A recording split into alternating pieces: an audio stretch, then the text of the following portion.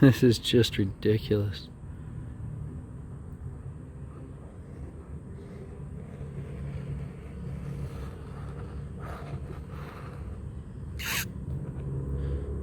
Well,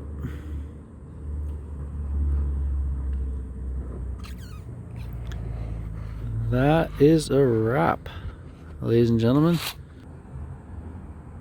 Not too shabby. That actually feels heavy. Whew. Got it parked up, but I feel like this, well, right here, there's some green, a little bit here, a little bit more right there, okay, a lot right there, and very importantly, let me just,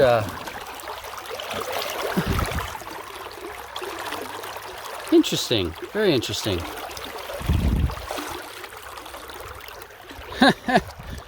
I bet you some poor sucker drove their Seadoo into that rock. That's probably what happened. Some idiots, they just aren't careful when they're driving these things. Like, you don't want to take a Seadoo in a river, for one. That's kind of stupid. And then for two, you see the shallow water on shore and you're like, well, I'll just come off plane right here.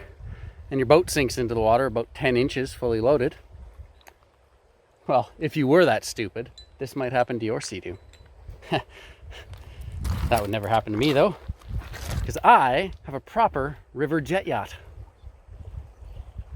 I wonder how much gold I'll have to dig to pay for this one. Yep, welcome to Seadoo gold mining. Let's hope there's a little bit of gold somewhere here. That's an empty gold pan, but that's not the end of the world. Because right here, wild raspberries everywhere. Should make for a nice little snack to wake up to.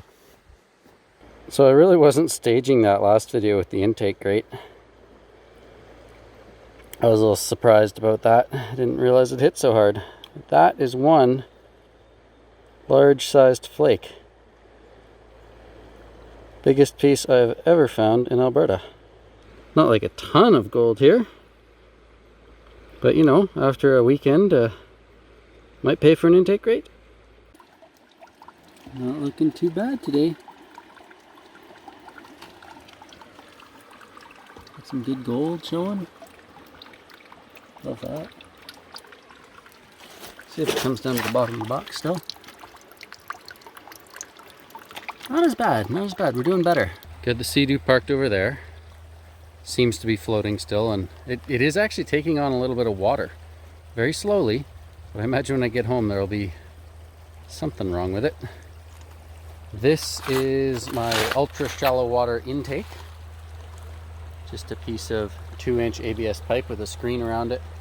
And that way, right here, this is where it gets its initial suction.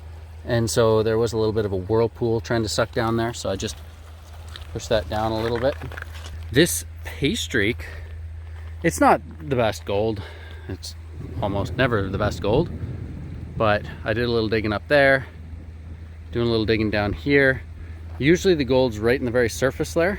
In this situation, the very surface layer of sand has almost nothing in it, and then as I'm going deeper, I'm finding gold. The highbanker has a little modification. My new screen is 1/8 inch. It's getting pretty jammed up with rocks here, so it's probably about time that I pop her out of there and just give her a tap. But water isn't pouring out the bottom or anything, so I'm just gonna keep running for now. This is a little bush fix with electrical tape. The edge of the screen was letting some of the larger rocks in around the edge. And I think one of the reasons before I wasn't doing so well with my capture rate was too many larger rocks in the sluice. So we're not seeing anything spectacular in here. There's a little bit of gold here and there. There's some in that cell. And as I come down to the bottom of the box, it's a little bit dark now, but we're not seeing as much visible gold at the bottom as at the top. So hopefully, when I pan this out, we're all good. I'm gonna use my tailings to fill back in my hole when I'm done. So I'm not going to be leaving any craters along here, and just creatively moving my sluice along to do the least possible shoveling of those tailings, but I will be putting them back in so that when I'm finished, it looks like over there. So that's just all flat gravel. Might as well go over and have a quick peek. But this is what I left behind right there. And once it gets a little rain on it and spreads everything out again, it pretty much just looks like nobody's been here, which is nice, because then if you happen to have a good spot, you're not advertising it to everyone. As always, we're gonna have a quick look up. If it's not a flood, it's a thunderstorm. Better chance of getting hit by lightning than winning the lottery. So when it really starts hammering overhead here, I may stop shoveling, holding a shovel next to an aluminum box on a gravel bar. But right here, because the bank does go up, I've got all these trees, and that's technically my lightning rod. So I don't think that being down in this depression, I'm at too much risk. Wouldn't want to be out on the water in a big wide section. Being the tallest thing in the middle of the river might not be so good. Ooh. Certainly interesting what's going on up there. The joys of trying to be out here with very minimal cargo space. But it is what it is, and I'm basically out camping, having a good time digging. Hopefully there'll be some gold to show at the end of it. And for now, I may be putting my rain jacket on and hunkering down. Might almost be a good idea to put the tent up while I still have a chance here. Yeah, that's what I'm gonna do. I call that the nick of time. I don't know if it's just me, but personally, I find it a little bit terrifying being out in a proper thunderstorm if you don't have a vehicle or a house. Like big hail, knock a guy out, right? I got my pan I could put over my head if I needed to. The tent set up, at least I can hop inside if it starts getting real bad. That was a bit of a rush getting the tent up. Hoping the rain shouldn't knock any gold out of the box. Can't believe how dark it is for this time of day. I may just hop into the tent now, use this opportunity to inflate my sleeping pad.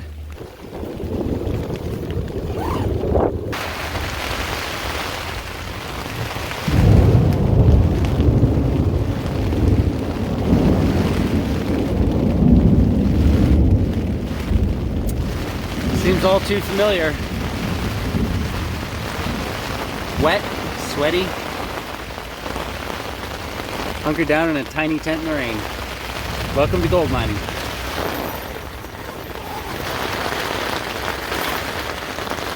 Close that, you're safe.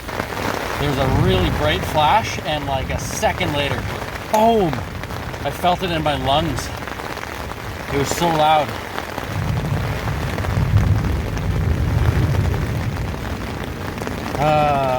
Thunderstorms. My weakness.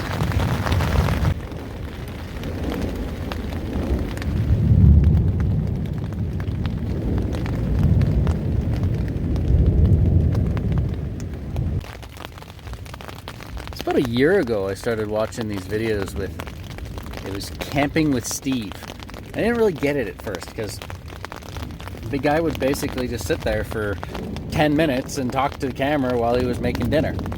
And then I started to get it. It was like hanging out with Steve, and he's trying all these different things, and he's not like, I'm an expert on camping and this is how we do it. This is like, well, today I'm going to try camping in a minivan that I rented, or I'm going to try camping in like a highway pullout. It's kind of interesting. And I know I'm not as cool as Steve, but thanks for hanging out with me in my tent. Doesn't look like it's raining too hard.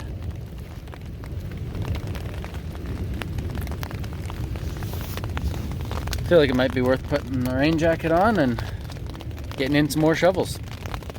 I think the goal today was 600 shovels. I'm at 500. So I'll do another 100. Do a clean out. I'm not going to film the whole clean out, but I'll show you a little video of whatever's in my pan at the end there. And looks like I've got plenty more gravel to dig tomorrow. It's just a matter of digging. Aim for 1,000 tomorrow, right? It is 8:51 p.m. It's letting up. Would you look at that? That is what it's all about right there. Here there's gold at the end of the rainbow. Wow. That is something else. Just put that rainbow right in the box, and there's gold at the end of the rainbow. That's a good sign right there. Good sign.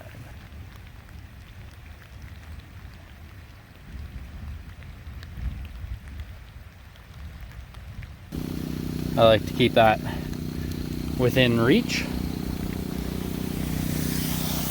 Working away, we're at 565 shovels so far. It's 9:30 now, so it took me half an hour to shovel in 100 scoops. Some gold, can't really see much. That's 600 for the day. I don't always count shovels, but sometimes it gives me a goal. So on the first day I drove out here, had to find the spot, got here with the Seadoo, didn't start digging until about 1 or maybe 1:30 in the afternoon. So I figured, okay, I'm gonna hit 600 shovels, which is a healthy 2 yards. And I might actually try to do another 100 because I'm feeling good.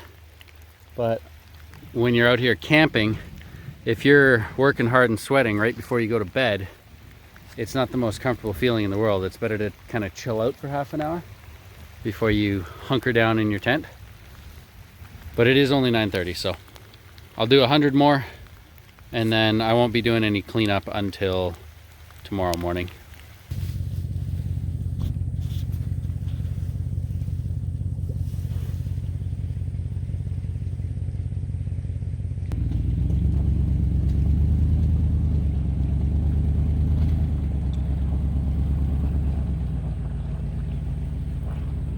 Well, that's interesting.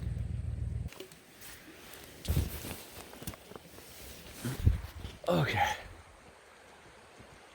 And we're up. It is about 5:59 in the morning. That was an interesting night. So right around 3:15 a.m. down this road right here, truck just shows up, and they've got a big LED light on the roof, and shine that on the tent, and I hear this truck, and I'm like, well, that's certainly interesting. They ended up parking down on the gravel bar in that direction for a couple hours. They didn't leave until 5 a.m. There's a mosquito biting my hand holding the camera. This is what you look like when you wake up in the morning. This is the non-Discovery Channeled make-up version of a little hobby prospecting. Not sure if I'll be camping here again tomorrow.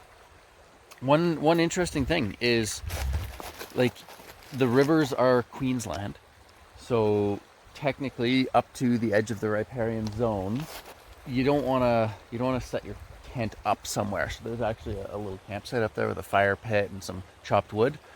That's technically on somebody's property, right? Well, not even technically, it is. If you're out on the river, you stay to your gravel bar, camp respectfully. I always fill in my holes, as I was saying. But even then, I'm allowed to be here. If somebody doesn't want you here, not much you can do about it. It's not like, oh, hey, you know, this is what the rules are. If somebody really doesn't want me here, I'm just going to be leaving. That's how I'll do it. It's maintain a low profile where I'm camped. I'm just going to show you here. Everything is all in one little spot. It's nice and neat and tidy. All my gear's right here, other than the pump, which I have set up. And I don't think anyone's going to walk up to this campsite and, you know, see a bunch of beer cans lying around in my hole, a bunch of litter and everything, and tell me to leave. So be a respectful camper when you're out doing this, and it benefits everybody. But yeah, I don't know what that was all about. I'm just maybe the 3 a.m. to 5 a.m. fishing shift.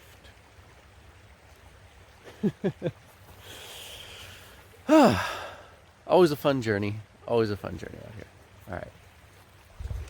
My rain jacket and everything. My shorts. They're a little wet. Tent's still a little wet. Normally I would sleep in another hour, and that way the sun kind of starts to burn off the moisture. Right now I'm just gonna start digging, and then once that sun comes up, I'll lay some stuff out on the tent to dry. And I may actually put this tent away early in the morning, just so it's not like, I just don't really know with the drive-in access here if I want to be seen camping here or not. Anyways, time to get digging. That's my half asleep morning rant.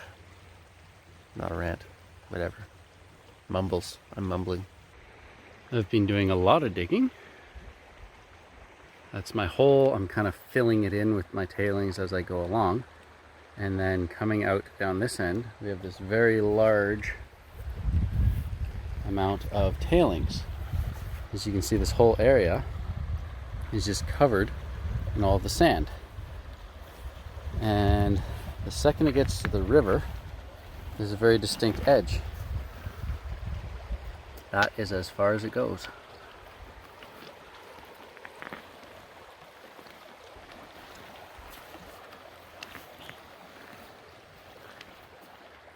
Kind of just keeps building up here and building up here and building up here. Certainly looks cool. It's kind of like having a river come out and slowly spread out into the ocean.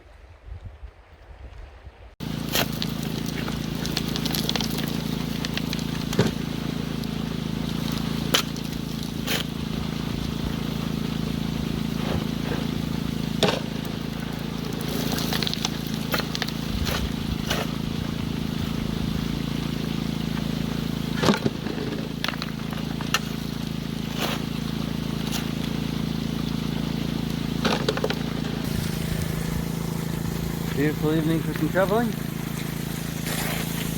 I'm aiming for 2,000 shovels total. I did 600 yesterday, so it'll be 1,400 today. And I think I have just over 200 to go. Good thing about this evening, instead of a rainstorm, the sun's out. So I don't get the rainbow. It's a little easier to shovel that gold.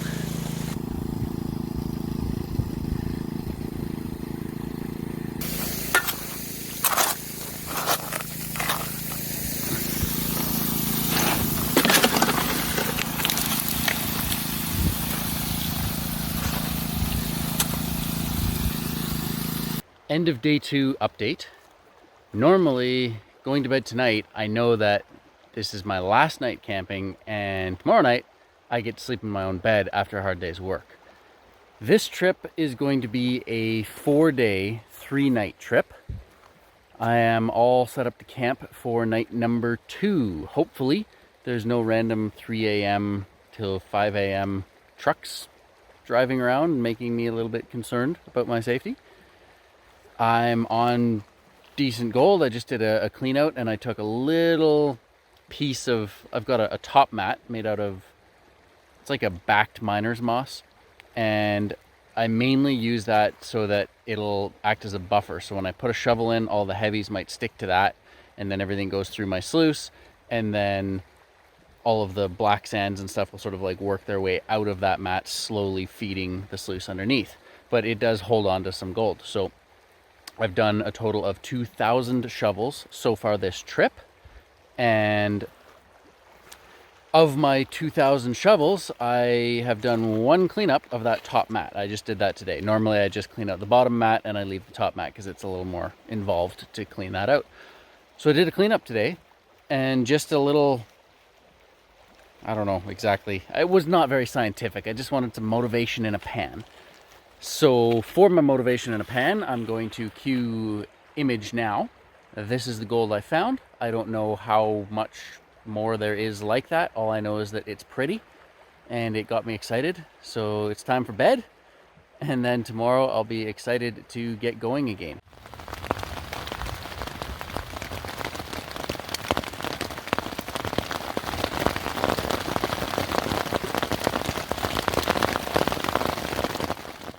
I just finished the first 100 shovels of the day. It feels really good to have accomplished something first thing in the morning. Kind of makes me think, why do I shovel? What motivates me when I'm out here?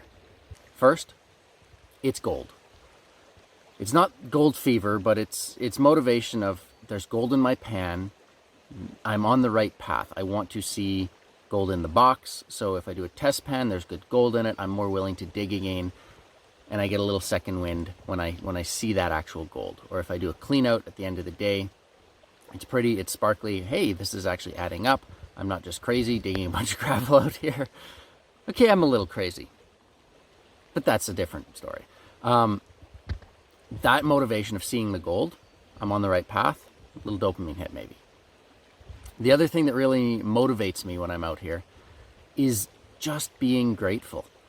I have a friend, really good guy, and it's an example of how so many just really incredible, fantastic human beings have to overcome such incredible challenges.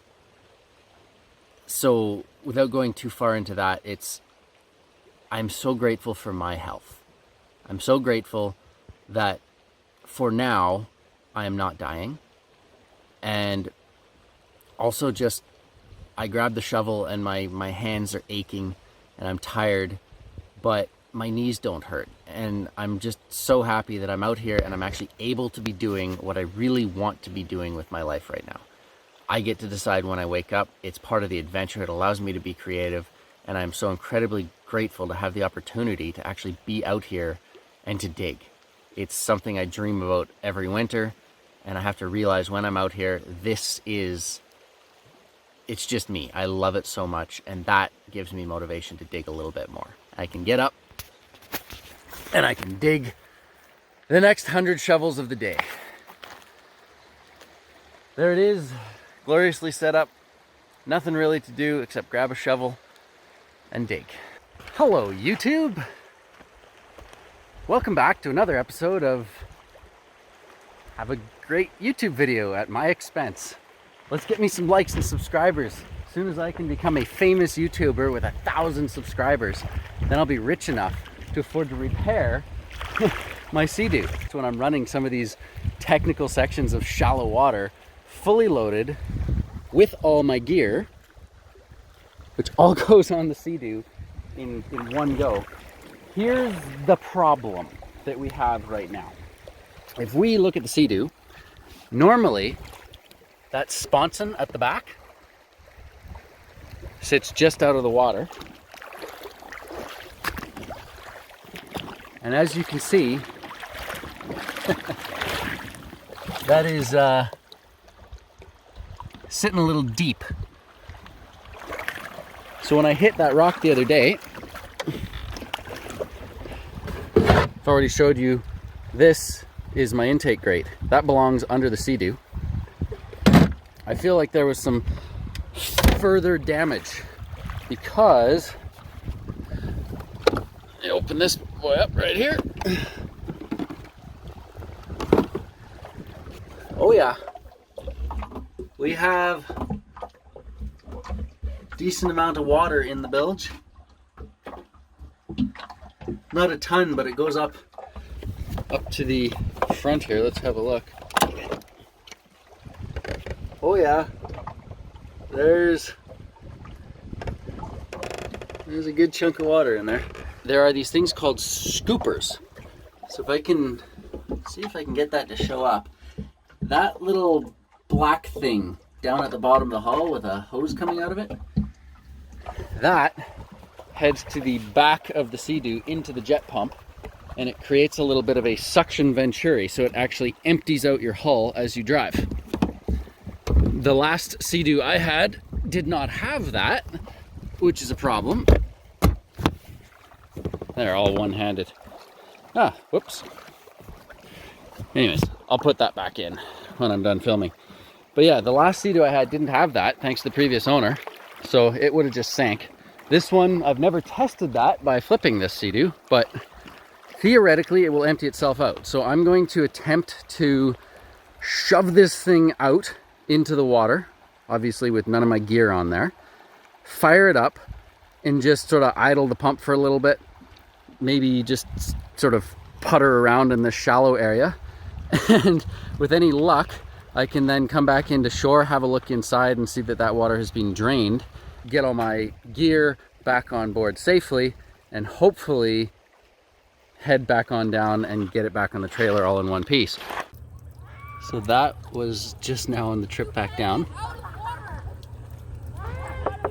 Not too bad. And of course, let's see if I can get it in the frame. There's my intake. Yeah, there it is. Oh well, this thing's just slow you down anyways, right? I'm told YouTube Gold 101 always show a clean out. Now I don't always have time for a clean out, but since I came home a day early due to the sinking Seadoo situation, this is all of the gold from my highbanker from 2,700 shovels. So by my calculation, that is exactly 10 yards that I shoveled.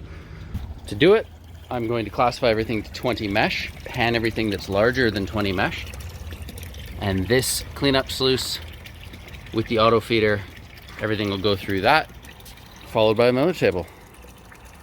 It's always a good sign when the bottom of your concentrates jar looks like that. Sift it out to 20 mesh. I'm going to load up the auto feeder so that this can start to run while I pan out everything that was plus 20, just in case. And it begins. Pretty nice garnet and a little bit of gold that just didn't get washed through the classifier properly. But no big flakes. Starting to see some color. That looks like a lot of gold, but I've been tricked before. This actually could almost be a cleanup sluice. It just holds on to the gold if you're dribbling in water really, really, really slowly. So I won't get my hopes up, but it always does look pretty at this stage. It's a nice glitter going on there. Let's feed that into the sluice. Nice. I was thinking to myself, maybe this would be my last clean out for the year and I just save my concentrates for winter.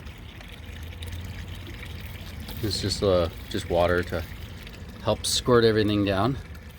But it is kind of nice seeing that gold, immediate gratification for your efforts.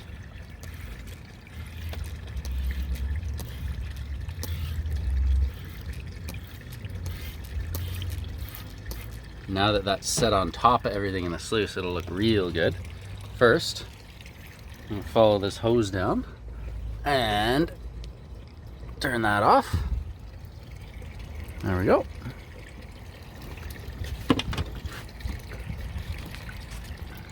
There she is. Just for you, YouTube. Including the clean out. All the way down. Come down to about here. Not much gold showing. Ooh, what's this? Right there. It's a nice little flake. Wow.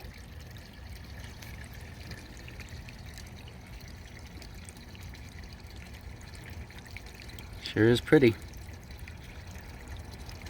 Let's see how close we can get. There it is. Amazing.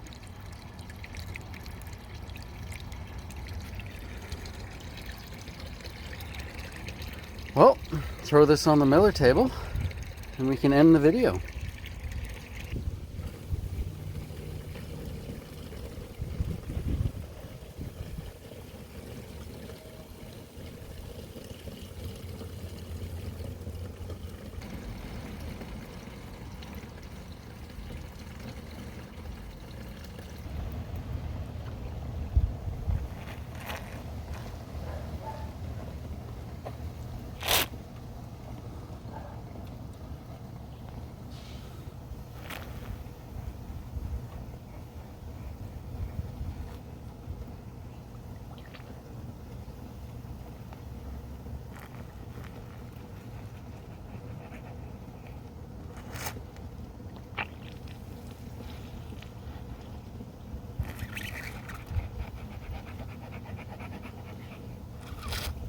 One thing I've done here is I've decreased the angle of the miller table so it's almost flat, and that makes this water a lot deeper. Otherwise it's really hard to snuff her up, and as you're sort of sweeping everything together, it'll start taking it off the table.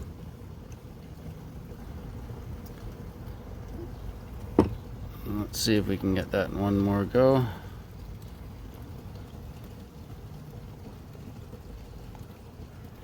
Come on, here we go.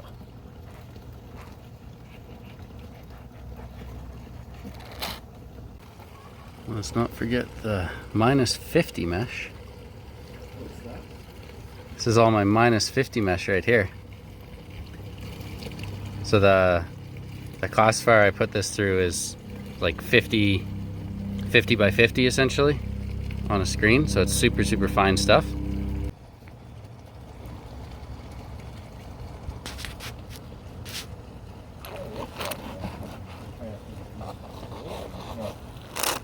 Sun on her? I don't know, maybe another 3 grams? Find out. There's the +50 mesh, and there's the -50 mesh, ready to go into the vial. There it is, the final weigh-in. All tared out. 12.11 grams. Not too shabby.